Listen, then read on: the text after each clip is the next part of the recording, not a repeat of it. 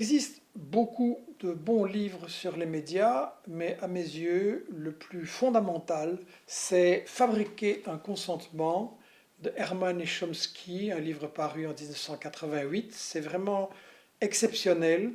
C'est un décodage magistral des procédés de manipulation des médias des États-Unis. Par exemple, le concept des victimes intéressantes et des victimes sans intérêt, la manière de couvrir de silence les faits qui sont gênants.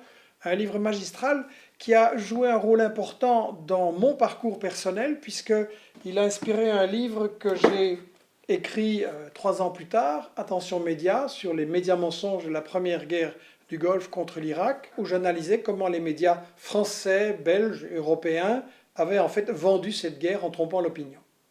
Herman, qui était l'auteur principal du livre, comme Chomsky le dit toujours, et Chomsky ont été diabolisés par les médias français sous un prétexte complètement ridicule concernant Chomsky.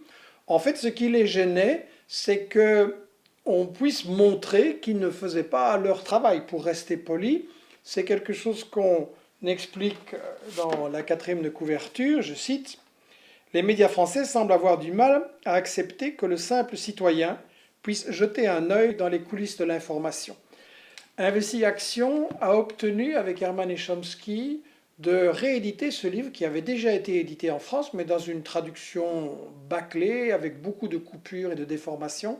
On a repris la traduction d'origine, intégrale, sans les coupures, avec un supplément montrant que 30 ans après, ce livre est encore toujours de pleine actualité.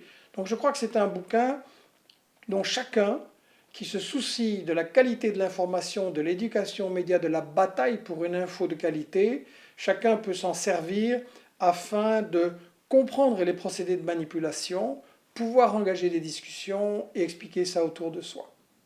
Bonne lecture.